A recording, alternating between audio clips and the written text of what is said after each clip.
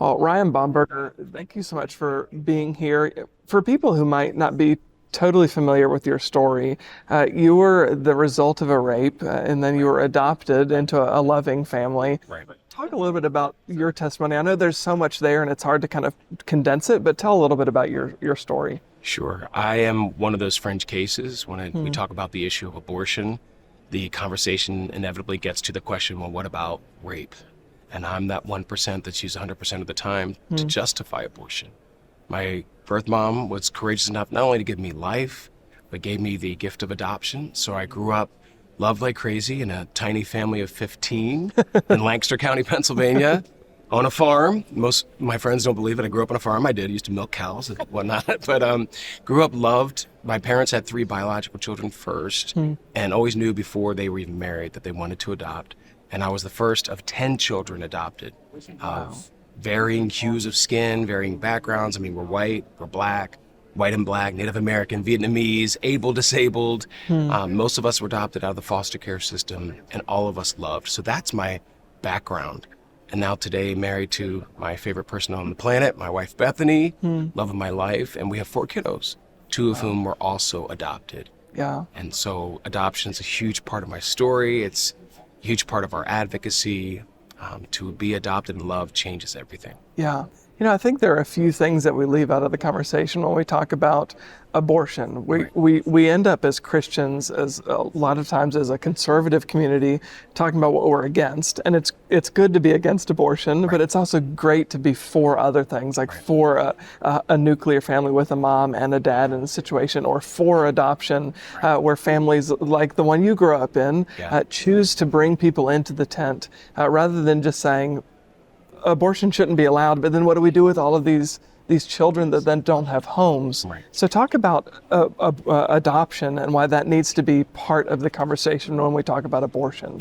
Right. Well, when we talk about abortion, it's impossible for me to not talk about adoption. It's like talking about one without the other is like not finishing a sentence. Right. And seriously, that's what it feels like to me. How do you talk about abortion without talking about part of the solution, which is adoption? And obviously, my parents chose to adopt a lot of kiddos, and they're the pro-lifers who don't care about people after they're born. I hate that mantra, but it's a bumper sticker mantra that sticks, unfortunately, too well because some people don't see what else is going on. Part of what we've done through the Radiance Foundation since we began is we talked about all of these issues that are inextricably tied to abortion, fatherlessness in particular. Yeah. I mean, I grew up with an amazing dad, my dad, Henry Bomberger, the late Henry Bomberger. He passed away during the height of COVID, which was the hardest thing I've ever experienced. But I had a dad who loved us, a man who loved those that other men abandoned.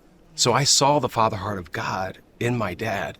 And, to be loved by my parents really is what set me off in loving others who were also fatherless. I used to be involved in a lot of mentoring programs. I mean, thousands of kids over the years, just being able to mentor them and to show them that God loves them. We have a fatherlessness epidemic. So how can we talk about abortion without talking about the culture of abandonment that has happened? Yeah. And so a huge part of what we address at the Radiance Foundation is the epidemic of fatherlessness and all the consequences. I mean, higher abortion rates, higher high school dropout rates, lower employment rates, higher violence, higher imprisonment rates. I mean, the fallout is so devastating from the absence of fathers. So we're huge on talking about intact families where the married mother and father, and those are the environments where children flourish the best. I think we have so many, sadly, families who grow up without a dad in the family because for any number of reasons, but a lot of times it's men not willing to step up to take responsibility for the family that they've played obviously a part in creating, and then not doing their part in sustaining that nuclear family. So there's that, but there's also, I think, a sustained drumbeat against the nuclear family from the secular world. It's constantly under attack. Why do you think the secular world, and I know Satan is the prince and power of the air, he's going to, twist any truth into a lie and make it sound really good. But talk a bit about that. Why is the family, in your view, so constantly under assault? Because it's the reflection of God's heart for humanity. I mean, he created this construct of family with a married mother and father to where, we all best flourish. And of course, the world's going to attack that. I mean, you've got movements like even the Black Lives Matter movement. I mean, they want to dismantle the Western civilization's concept or construct of family. Well, why would you want to do that?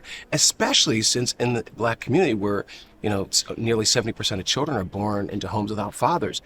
Fatherlessness is devastating. And so to attack this framework that God has created is devastating. What also is interesting, since the Dobbs decision, there's been a lot more anti-adoption rhetoric, particularly from leftist news outlets that talk about how, for instance, on MSNBC, they talked about how Black children don't fare better in adoption. They're not better off being adopted. So what, they're better off dead? That's an insane sort of mindset. Part of what we do through the Radiance Foundation is actually try to ensure that children, fatherless children, are put into homes. We have what's called the Henry and Andrea Bomberger Adopted and Loved Fund, which we actually help fund Christian families seeking to adopt. And this is, it's just part of the solution, but fatherlessness cannot be ignored by an individual Christian or by the church. It's so devastating. Back in the 60s, Daniel Patrick Moynihan sounded the alarm because 25% of children in the Black community were born into unmarried homes. Well, today it's 70%. So we've got it, and across the board in every people group, it's increased significantly. We have to do something about this, and we can. That's the whole thing. We can address this issue. We can call men up to greater responsibility as fathers. And there are a lot of guys who want to be better fathers, but they need mentors. They need someone to actually teach them because they didn't have a father like I did to be able to show how you can lovingly provide and protect. Yeah, I know this is a big question, but in addition to, I think, the constant attack on the nuclear family, there's also this redefining of the nuclear family, right? It can be two moms or it can be two dads, and people will just say, well, that's not that big of a deal, but statistics are bearing out that it's having a huge impact when there's not a mom nurturing and not a father there to provide and to nurture as well in a fatherly way. Talk a bit about that, about the necessity of a woman and a man being together raising children. Right. Study after study has shown that children fare better with the heterosexual construct of marriage. The whole problem is you have a culture that pretends that men and women are swappable. Right. They're not. The same culture that pretends that we don't know whether someone is a male or a female is the same culture that ignores the fact that there are thousands of physical differences. That doesn't even include the psychological differences between men and women. Thousands of physical differences. And because of the physical and the psychological differences, children receive something different from a man that they receive from a woman. Now, there are times, my wife was a single mom for a year. There are times that a woman has to play both roles, but she was never designed to play both mother and father. And kudos to those single parents who do everything they can to raise a child. But the ideal is that you have that intact married family because there's something so valuable that the mother contributes, something so valuable that the father contributes. And children, and I've worked with thousands, as I mentioned, but children will tell you of what they're missing out on because they don't have a father. And typically when you talk about single parent homes, 80% of them are single female-led homes. So it is... it's very common for a child to talk about how their life has been impacted because their dad is not in their lives. Yeah.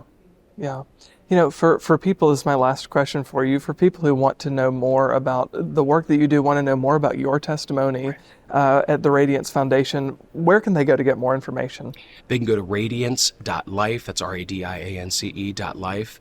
And of course, we're on social media, for now, until they completely boot us off. Right, until you're totally censored, but you're there for now. Absolutely. And of course, the adoption initiative that I was talking about is adoptedandloved.com. See some of the news stories. Oh my gosh, get your tissues out, you're going to cry. But it's amazing what God can do when God's people actually not only speak the truth, but we live it out. Yeah, awesome. Ryan Bomberger, thank you so much. I appreciate it. Thanks, Trey.